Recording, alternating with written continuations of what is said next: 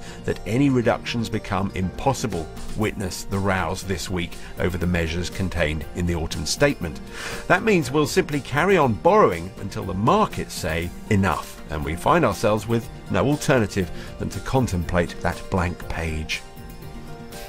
David Grossman with that report. With me now, Nassim Nicholas Taleb, author of Black Swan and Anti-Fragile, Pippa Malmgren, the former economic advisor to George W. Bush, and Matthew Taylor, former director of political strategy for Tony Blair, now the chief executive of the RSA. And welcome. Thanks to you all for coming in. And Pippa Malmgren, if we were starting from scratch now, you looking in on this country, what would you do? What would be core purpose and what would be auxiliary? Yeah, well, first of all, I think there's like a social contract between citizens and their state. And the citizens agree to pay their taxes in exchange for the state to do certain things. And the choice of what the state ought to do is going to vary from country to country. So the French answer as to where you draw the line between government and the private sector is different from the American answer, different from the British answer. Should it have anything to do with the economic straits that the country is in, or is that completely separate? No, it isn't. I mean, what the Soviet Union discovered is the state can indeed run out of money and cease to exist. So we are at a critical moment here in the United Kingdom, in the United States, in all the indebted countries, where we do have to address this question of what is the purpose, role, and function of the state. And there are certain things that simply don't add up. You cannot have a system where the amount of money coming in is less than the amount of money going out in payments and benefits to the public. And so we've got to rebalance. Specifically? I'm not. I'm just saying government has to take in more than it spends, or it ceases to be able to survive. Sure. Give me specifics. Well, I think bottom line is what we've got to do, given that everything has to be cut, right? We do not have enough cash, not in the United States, not here, to pay for everything that's been promised to the citizens. So we have to cut everything. There's no choice. It's not a redistribution argument. If you taxed, for example, 100% of American citizens' income, we would still have a multi-generational debt problem, right? So it's not a question of redistributing now.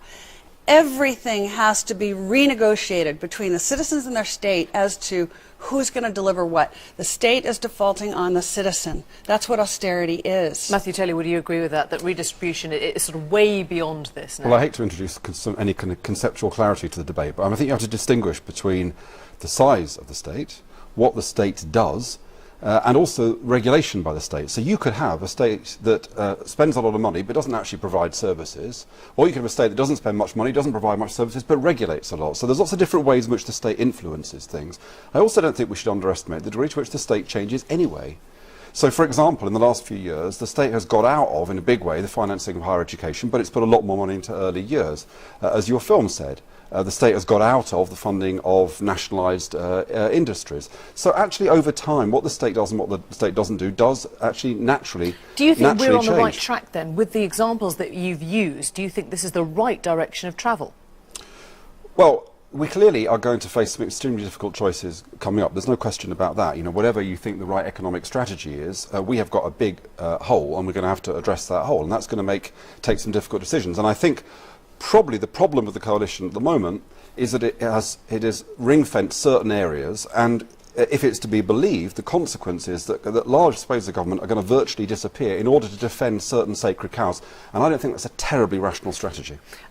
Nassim Taleb, we're on very hypothetical ground here. We're starting with a blank sheet and we're saying what should happen. I'm smiling at this debate because the whole entire debate with Milton Friedman is archaic. The point is not the state versus the private sector. The problem has to do with size. You know, the most successful model we have had in history is not the nation state. The nation state was created recently. Okay, it failed twice in history in Egypt and in China, in ancient Egypt and China, and started again a century and a half ago in Europe as an epidemic, mostly for martial reasons. The model that has worked is the bottom-up city-state model, coalition of city-states.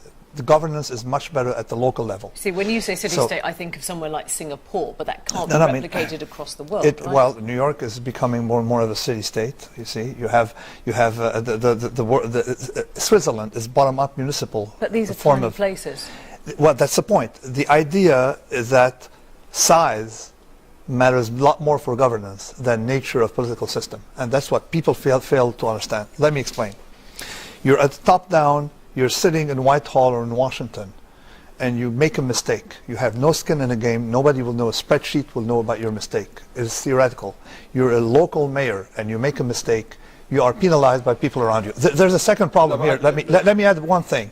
I just want to bring him up at this exact point, this idea of localism and it being more accountable. No, I think that's absolutely right. And you know, Benjamin Barber, the American public intellectual, is bringing out a book next year called If Mayors Ruled the World. There we go. And the point he's making is that it's very interesting. Around the world, mayors are more popular than prime ministers and presidents. And I think this is for the point that often nation-states too far away from stuff. That's exactly. About 50 years ago, the sociologist Daniel Bell famously said, in the modern world, the nation-state's too big for the small things in life and too small for the big things in life. There we go. And that's true. But you see, this is an issue about how big or how small the state is. It's how the state operates. Well, I mean, there's a notion of size. And let me explain the notion of size very quickly.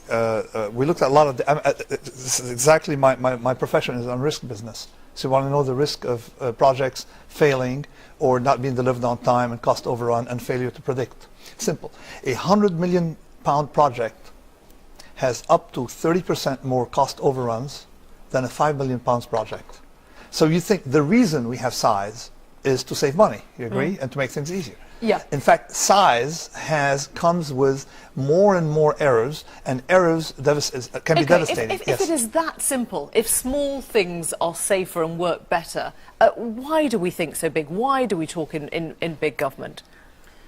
Well, I do think there's an element of once, I think Milton Friedman said there's nothing so permanent as a temporary government program, right? Once you create something, it's very difficult to deconstruct it and take it away. That's a fact. But again, I think the critical issue isn't about the size of government. It is about balancing how much you bring in terms of cash versus how much you're spending. And the problem that we face in all the industrialized countries is that since the Second World War, we have been very lucky with demographics. We had a baby boom, and so the amount of money coming into the system was larger than the amount that needed to be paid out. This demographic has begun to change, and we built all our expectations that we could continue funding with debt permanently. What is the real... But hang on, we also allowed over the last 20 or 30 years a massive increase in inequality, and that level of increase in inequality is one of the things that fueled some of the risks which led to the credit crunch. Now, what leads to the growth of the state is a sense of wanting to enhance entitlements. And there's nothing wrong with wanting to enhance entitlements. There's nothing wrong with the idea that we want every child to have a decent education, we want every person to have basic health care. I think what we've got to move to, however, is a framework which says that we do have basic entitlements, but as far as possible we devolve the way in which those entitlements are delivered to the level of the city. Was your experience, for example, with Tony Blair, of that, you must have had these conversations about what power you let go of, and obviously he brought in devolution, but it's very hard for politicians in power to let go, right? It is hard, and one of the reasons it's hard is because it's not just the state that's centralised, the corporate sector is centralised, the headquarters of companies are in London as well, the media is centralised. And so ministers face the problem of going on radio and TV and defending the actions of someone who's operating anywhere in England, because we expect Whitehall to take responsibility for that. Now, one of the things politicians have to get used to is saying, look, actually, that's not my job anymore. I have genuinely devolved responsibility for that. And what happens in your model, where every tiny state operates in its own autonomy, what happens when there's failure? Well, the beauty of a model of bottom-up city-state collection. Cities do go bankrupt as well. Sorry? I mean, cities yeah, do go, they can go bankrupt. 20 years ago, we were talking about cities going bankrupt left, right, and centre. So. But the difference is that some cities will be successful and some will fail. But you see, can't. There'll be pressure and competition between them. But you can't literally have a city where people are living failing, right? No, you can manage. I mean, New York had to pull out of and compete with the others. The state can step in for emergencies. We're not arguing that. So you have got the safety net of the state, I am not. right? I'm not removing the state. What you have to define what an emergency is. Okay. The point is, people mistake interventionism. Okay. In regular affair, what I call micromanaging things, which the state does and invariably ends up doing, with the being there for emergency room. You see, we need the state for emergencies. We need the state for things that cannot be done locally, for big failures, but we don't need the state to come and tell us how to increase happiness. We need the state to decrease unhappiness. It's very different. There are non-linearities there. Again, it's so easy to get into the hypothetical realm. Let's go back to practical issues. I think you will always create a problem, and this will be controversial, if you pay people more to not work than to work.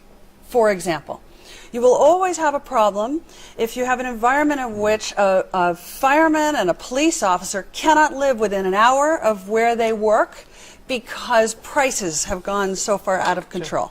So there are some basic rules of the game. Whether you are a conservative or you are a liberal, it doesn't matter. Again, it just comes down to balance sheet management. And one of the problems we've had is that governments are not subject to the same accounting rules as corporations, and therefore they borrow more than they should. But it's also true that when the market fails, as it has disastrously in the last few years, thank God for the state, because if it wasn't for the state, we would be in a real state of collapse. It's the state that caused it to fail. You have to realize when you have a big state bailing out and allowing too big to fail.